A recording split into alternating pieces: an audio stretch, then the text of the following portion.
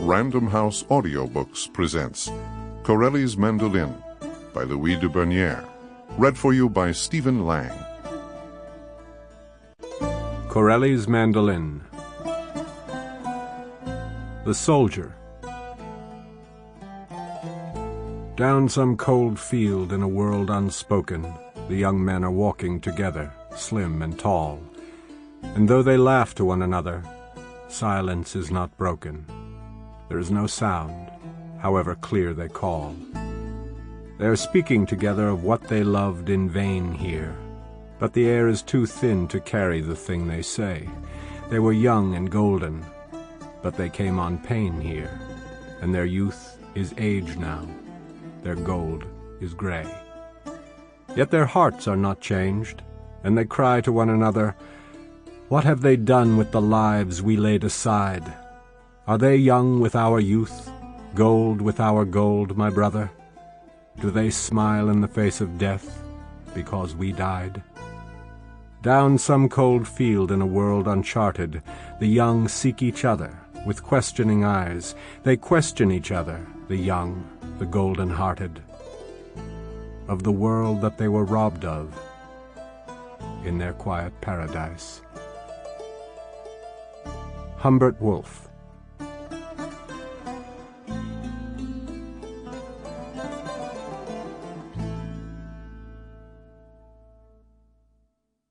Chapter 1. Dr. Janus commences his history and is frustrated. Dr. Janus had enjoyed a satisfactory day, in which none of his patients had died, or got any worse. He had attended a surprisingly easy calving, lanced one abscess, extracted a molar, dosed one lady of easy virtue with salvarsan, performed an unpleasant but spectacularly fruitful enema, and had produced a miracle by a feat of medical prestidigitation. He chuckled to himself, for no doubt this miracle was already being touted as worthy of St. Gerasimos himself. He had gone to old man Stamatis's house, having been summoned to deal with an earache, and had found himself gazing down into an oral orifice more dank, belichened, and stalagmitic even than the Drogarati cave.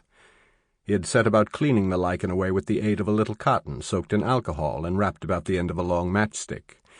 He was aware that old man Stamatis had been deaf in that ear since childhood, and that it had been a constant source of pain, but was none the less surprised when, deep in that hairy recess, the tip of his matchstick seemed to encounter something hard and unyielding, something, that is to say, which had no physiological or anatomical excuse for its presence. He took the old man over to the window, threw open the shutters, and an explosion of midday heat and light instantaneously threw the room into an effulgent dazzle, as though some importunate and unduly luminous angel had misguidedly picked that place for an epiphany.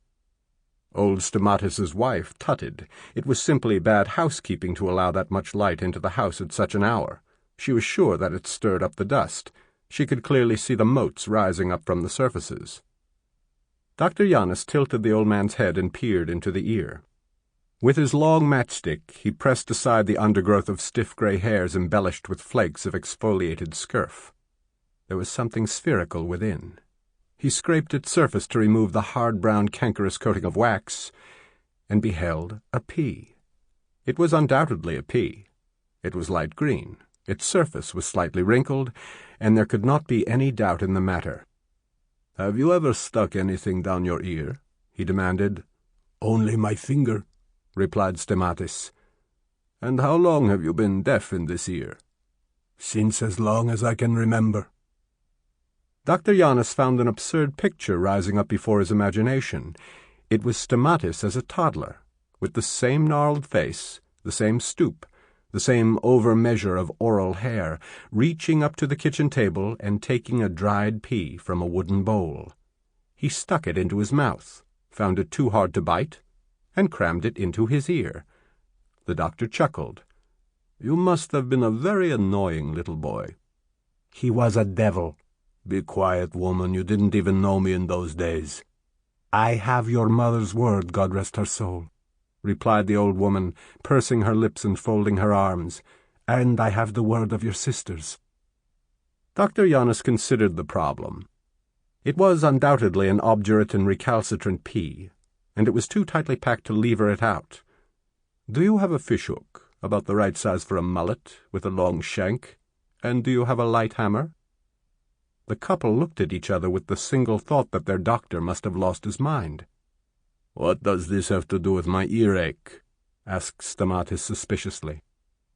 "You have an exorbitant auditory impediment," replied the doctor, ever conscious of the necessity for maintaining a certain iatric mystique, and fully aware that a pea in the ear was unlikely to earn him any kudos. "I can remove it with a fishhook and a small hammer. It's the ideal way of overcoming un embarras de petits pois." He spoke the French words in a mincingly Parisian accent, even though his irony was apparent only to himself. A hook and a hammer were duly fetched, and the doctor carefully straightened the hook on the stone flags of the floor. He then summoned the old man and told him to lay his head on the sill in the light. Stamatis lay there rolling his eyes, and the old lady put her hands over hers, watching through her fingers. "Hurry up, doctor," exclaimed Stamatis. "This sill is hotter than hell." The doctor carefully inserted the straightened hook into the hirsute orifice, and raised the hammer, only to be deflected from his course by a hoarse shriek very reminiscent of that of a raven.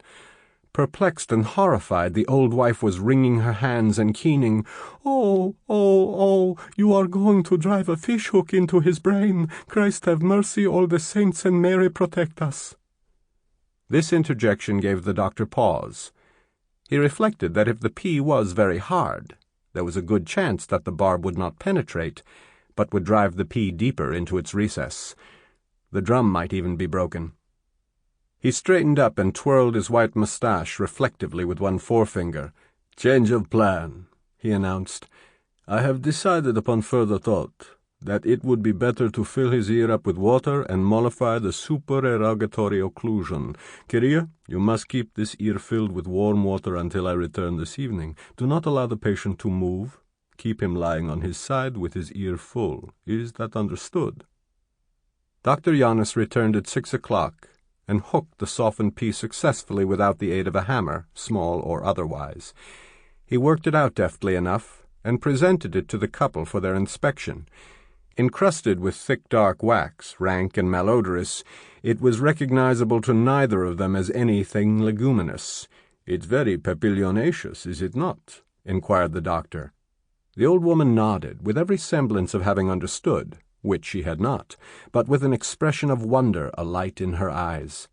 Stamatis clapped his hand to the side of his head and exclaimed, "It's cold in there. My God, it's loud. I mean, everything is loud. My own voice is loud." "Your deafness is cured," announced Dr. Janus. "A very satisfactory operation, I think." "I've had an operation," said Stamatis complacently. "I'm the only person I know who's had an operation, and now I can hear. It's a miracle, that's what it is. My head feels empty. It feels hollow. It feels as though my whole head has filled up with spring water, all cold and clear." "Well, is it empty or is it full?" demanded the old lady. "Talk some sense when the doctor has been kind enough to cure you." She took Janus's hand in both of her own and kissed it, and shortly afterwards he found himself walking home with a fat pullet under each arm, a shiny dark aubergine stuffed into each pocket of his jacket, and an ancient pea wrapped up in his handkerchief to be added to his private medical museum. It had been a good day for payments. He had also earned 2 very large and fine crayfish, a pot of whitebait, a basil plant, and an offer of sexual intercourse to be redeemed at his convenience. He had resolved that he would not be taking up that particular offer, even if the salvarsan were effective. He was left with a whole evening in which to write his history of Cephallonia, as long as Pelagia had remembered to purchase some more oil for the lamps. The new history of Cephallonia was proving to be a problem. It seemed to be impossible to write it without the intrusion of his own feelings and prejudices. Objectivity seemed to be quite unattainable, and he felt that his false starts must have wasted more paper than was normally used on the island in the space of a year. The voice that emerged in his account was intractably his own. It was never historical. It lacked grandeur and impartiality. It was not Olympian. He sat down and wrote, "Cephallonia Sample complete. Ready to continue?